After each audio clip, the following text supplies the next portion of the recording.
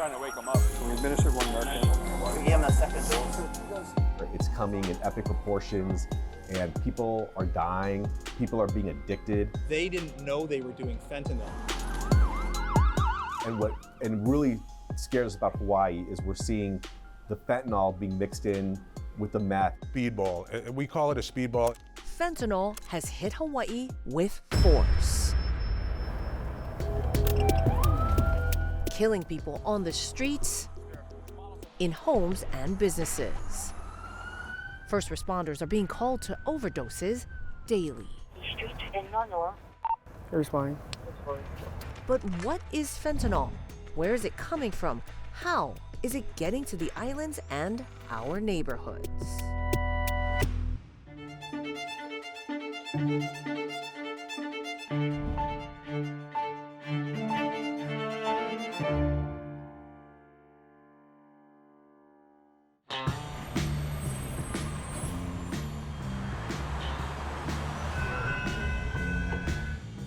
We flew to Southern California to get answers about the flow of drugs to Hawaii,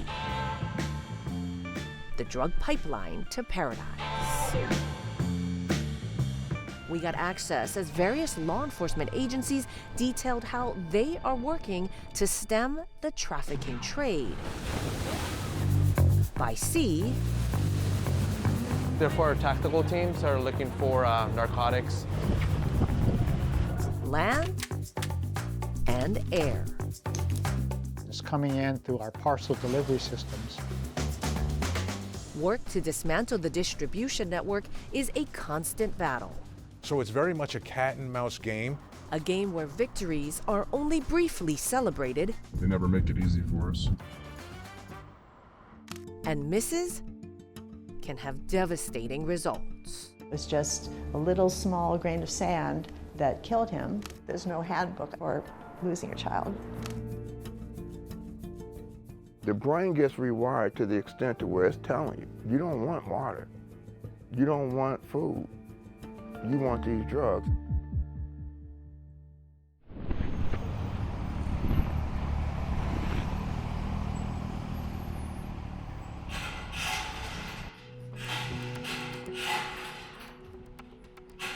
It all comes from Mexico, primarily two cartels that are operating down south, the Sinaloa cartel and the Jalisco New Generation cartel, or CJ&G as they like to be called.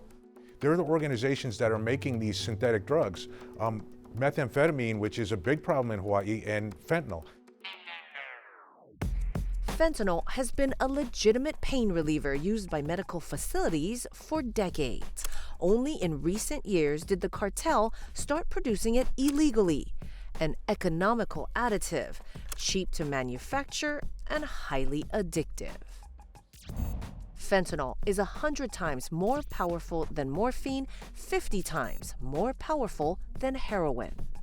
It's easy to make, it's cheap, it's readily available, and the cartels can make it by the millions. The illegal fentanyl is made in clandestine labs, mostly in Mexico. Dangerous operations using chemicals that come from China and India. This year, the DEA arrested several groups of Chinese nationals accused of shipping the ingredients to make fentanyl. The precursors were heading to the U.S., but the final destination was Mexico. The recent arrest could cripple fentanyl-making operations, but only temporarily. There is plenty of already finished product to go around. Pills, powder, packaged for export and distribution. U.S. authorities say the #1 way that fentanyl, meth, and other contraband comes into the U.S. right here, the border with Mexico, by car, truck, buses. Millions come through here every year. Searching every one of them is not possible. So while some random searches are done and enforcement operations do happen when there is a tip, for the most part, drivers and their cargo make it through. Pedestrians, too.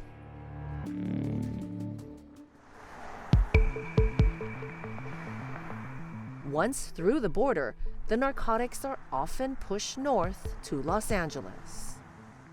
Comes up here, makes its way through various methods, and eventually ends up in Hawaii. And then this is a transshipment center. So here in LA, we bear a brunt of the drug issues and we see them pretty quickly develop. Oh, this guy's doing meth right here. Oh. He's got a pipe. The products hit the streets quickly. The Drug Enforcement Administration and HIDTA, the high-intensity drug trafficking areas, combine forces to try to find the major suppliers before the items can be shipped out of LA. All right, guys, thanks for coming out today. This is Group 48, a task force of agents. We got a target that's supposed to come out, originally bring 1,000 pills for $2,500, followed by another 2,000 pills. After he brings out the 2,000 pills, we're going to attempt a takedown, followed by an arrest. The bus often starts small with buys off social media ads that target kids. Kid walking away right now, it didn't really go good. Sound like he's got a little bit. This undercover buy, with a goal of 2,000 fake prescription pills, didn't go as planned, so the agents move in to see what the target has on him. He is wearing a glove, which leads them to believe he's handling fentanyl. As the agents search him for weapons, 2 small bags fall from his pocket. Not the large seizure the crew was hoping for today, but the 23 suspected fentanyl pills and small bag of cocaine are now off the streets and give them a starting point to try to find the person higher on the drug pyramid. He's definitely working for somebody way above. Law enforcement say the takedowns and a lot of patience can pay off eventually. This same task force, Group 48, made a record-breaking bust last year, seizing nearly 1 million fake prescription pills containing fentanyl just outside of LA. The DEA says these buy-bust operations also happen in Hawaii and can provide valuable information about drug trends. One of the things that we'll do is we will go out and try to do street-level buys in order to identify the networks that are operating on the islands. Once we identify those, then we can expand the organization to target them. We want to go after their infrastructure at all levels. We mainly want to see who is responsible for shipping that drugs. How is it getting to Hawaii? And that's the starting point we use to do that. The drug pipeline to paradise has a variety of channels. Distributors use all of them to ensure the product gets to the customer. It is a business after all, and the multi-pronged approach limits exposure.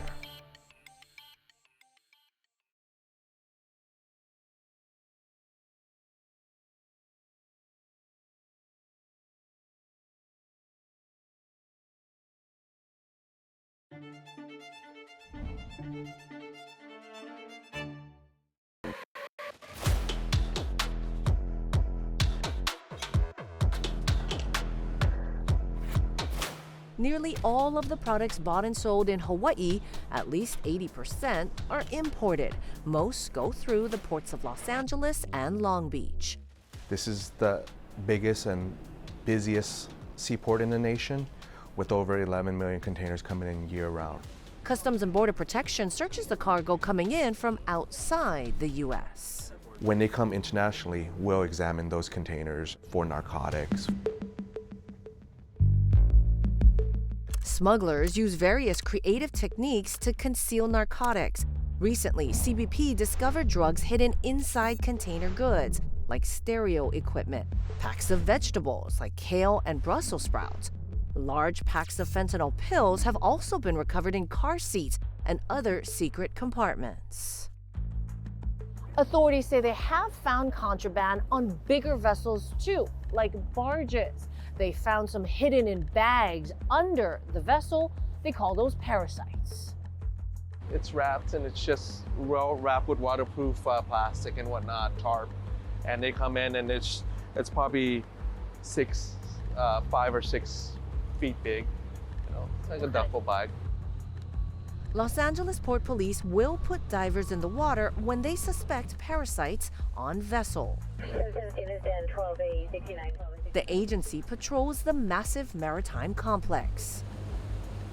where 10 million containers move through the waterways each year. Thousands of trucks visit the port complex daily, and trains are always picking up cargo.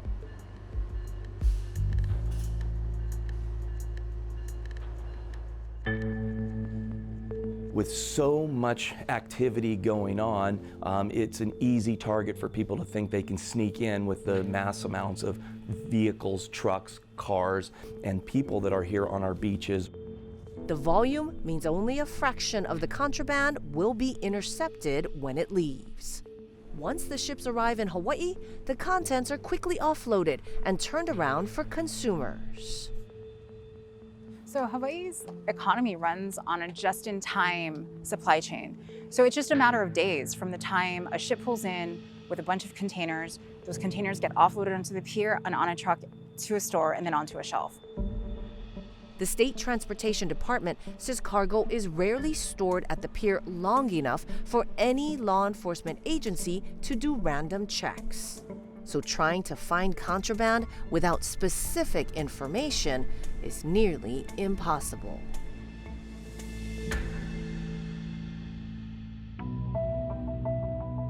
A large number of smugglers bring the drugs in on flights to Hawaii, concealing it in luggage items or on their bodies. Some airline employees have been caught working as mules as well as frequent flyers. Drug-sniffing dogs and screenings help, but barely make a dent. And the number one way that drugs are getting into Hawaii, in packages. UPS, FedEx, DHL, and the Postal Service. Meth is pretty much the number one narcotic that we've seen come onto the islands. At least for the past year, we've seen an increase in the amount of fentanyl coming onto the island, either in powder form or pills. We expect that trend to continue to go up.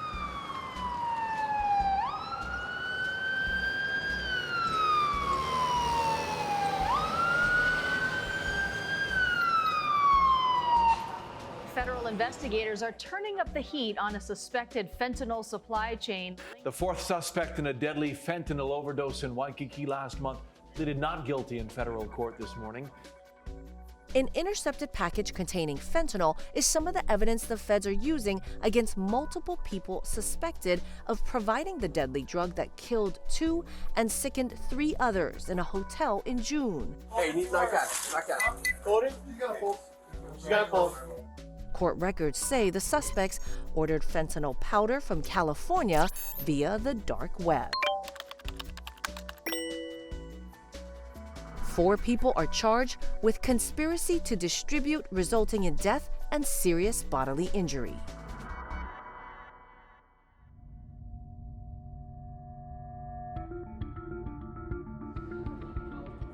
What that means is if you sell even just one pill to someone, but they die from that pill, you could be charged with this federal crime, and it's a 20-year prison sentence. We're trying to address the problem where it's causing the most harm. So what does that mean for the Hawaii Islands? Who's bringing the fentanyl and the methamphetamine to the islands in the wholesale amounts? Those are the people that we're going after. But when one piece of the supply chain is broken, another will soon fill the role. Massive seizures and arrests have not stopped the fentanyl or meth from coming in. Not for long, at least.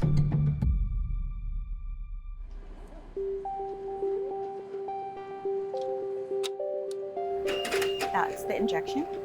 And so now the sample is traveling through the instrument. They're determining the purity of fentanyl for this particular one. My name's Christine Mateo. I'm a senior forensic chemist. Okay, so tell me what this is. Okay, so this is a recent seizure of methamphetamine hydrochloride received from Honolulu. The DEA's Southern California lab examines all drugs seized by the agency in Hawaii. This recent seizure, part of nearly 50 pounds of meth, was intercepted in a package mailed to Honolulu.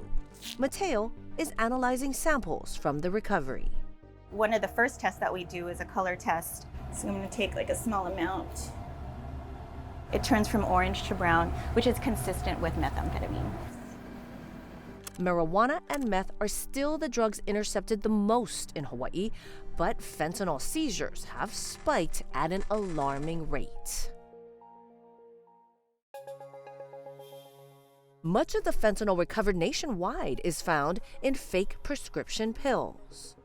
These are what we see as M30s. So there's M on one side and 30 and half scored on the other. So that's the standard marking that we would see on Oxy. Yes. Each tablet can be considered deadly. Also in the lab being analyzed on this day, nearly 10,000 rainbow fentanyl pills seized at the border before it could get to our neighborhoods. High-tech equipment can determine what ingredients are actually in the pills and the concentration. Just 2 milligrams of fentanyl is considered lethal. This is what 2 milligrams of powder looks like. Mateo has found up to 6 milligrams of fentanyl, 3 times the lethal dose in one pill. And that's their trick. They're trying to, at least originally, trying to pass these pills off as real prescription pills. And that's what really victimizes a lot of our young people who maybe because of lack of awareness, they don't know that these are fake pills, that they're not real prescription pills, that they have no prescription ingredients in them. The only active ingredient is fentanyl. Get the message out there, warn the people, let them know that this is on the islands, it's out there. If you're buying a pill and you didn't get it from legitimate sources, you better be very afraid and not take that because the outcome could be death.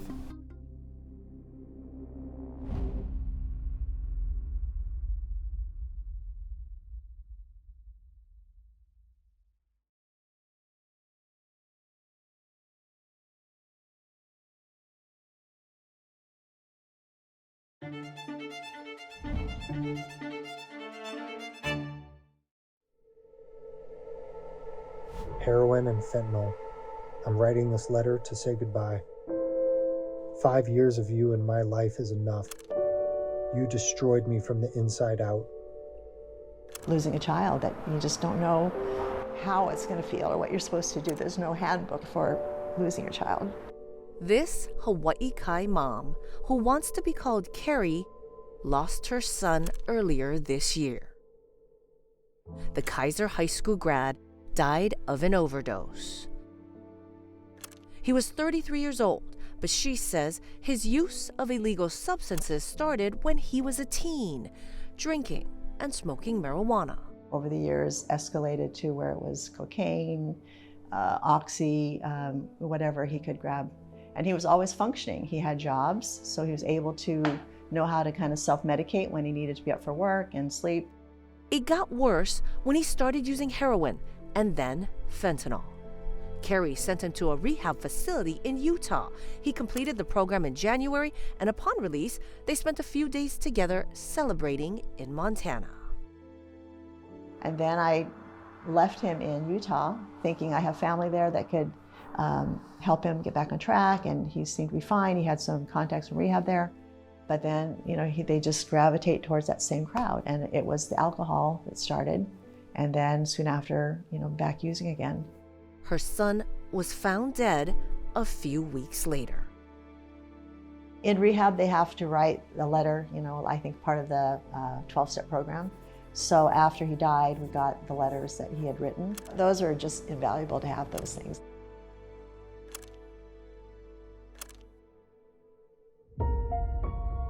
It's hard to explain that when you're in the midst of it, your brain is telling you don't need to eat, you don't need to pay attention to your kids, you don't need to pay attention to anything else other than get your next drug. And I would wake up in the morning and I had to think about, okay, how am I gonna get more opioids? How am I gonna get more Oxycontin? How am I gonna get Percocet? How am I gonna get heroin? How am I gonna get fentanyl? Ken Lawson was once a prominent attorney in Ohio. He represented star athletes, including Deion Sanders. But in 2000, a torn rotator cuff set him on a path toward painkiller addiction. Percodam first, then it was Percocet. And that's how I was off to the races. I don't wish this on anybody.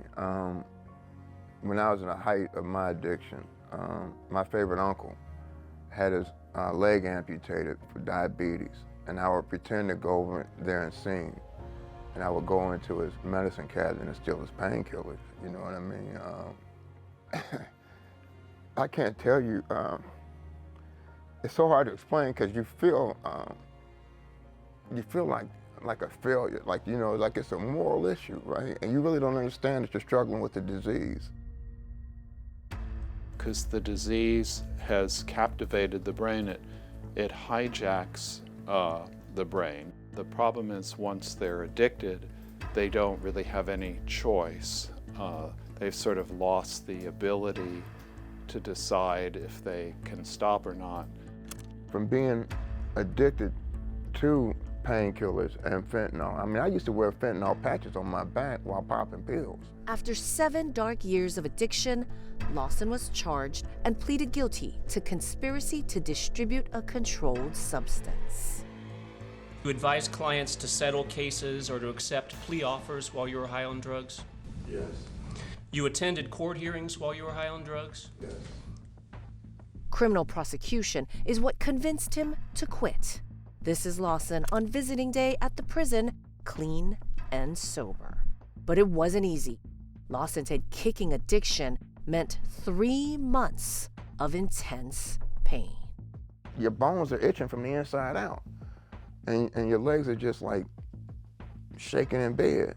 There's a lot of physical pain. There's also a lot of emotional, almost like torture. So the goal of treatment is to make the person as comfortable as possible to get through that phase.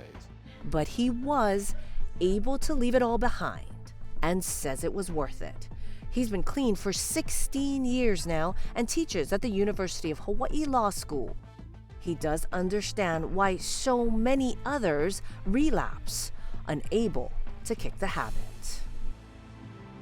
It's hard because you, as a mom, want to help your kids, and you just get to a point where you realize you can't. You're helpless. Carrie said for years she wondered why the drugs were so readily available to her son.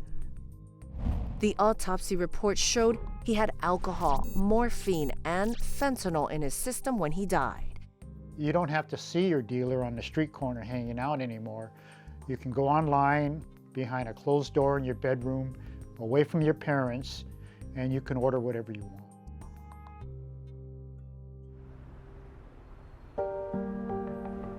Efforts to stay ahead of the trafficking trade is pushing law enforcement in new directions. It changes overnight. It's trendy, and like all trends, things change with fashion and so forth. So yes, it's very hard to keep up with them. Smugglers are motivated to take risks because of the financial rewards, especially in Hawaii, where the markup is substantial. One fake oxy pill can cost $10 in California. That same pill in Hawaii will cost double. Fentanyl powder also has a high profit margin and is often disguised as cocaine. Yeah, 10-4, 3880. In April, Honolulu police officers arrived at a game room on Kapiolani Boulevard to find 2 people unconscious. Confirm, they said they did take fentanyl. There's a female here, there's a male inside. Firefighters administer doses of Narcan, but it's not enough. HPD officers arrive with more. The woman on the sidewalk needs another dose. Doing coke, but they thought it was coke. Okay, but it was fentanyl apparently. Yeah. Paramedics arrive with liquid Narcan. They give it to the male inside the game room using an IV. And some of the patients that I've talked to personally that have been revived and resuscitated, they didn't know they were doing fentanyl. They had thought they had bought, in some instances, cocaine. Adding fentanyl to various drugs gets more users hooked. The trend we're seeing and really scares us about Hawaii is we're seeing the fentanyl being mixed in with the meth. It's being pushed in is to drive the profit up that these cartels are trying to achieve, and it's causing even a greater addiction than that's happening. So it's something that has to be targeted, has to be handled. We've got to get our hands on this issue now. That's driving demand, which fuels the multifaceted drug pipeline to paradise. Geography is not keeping Hawaii free of illicit trends. The smugglers are simply finding ways to get the products across our shorelines and onto the streets at an alarming rate.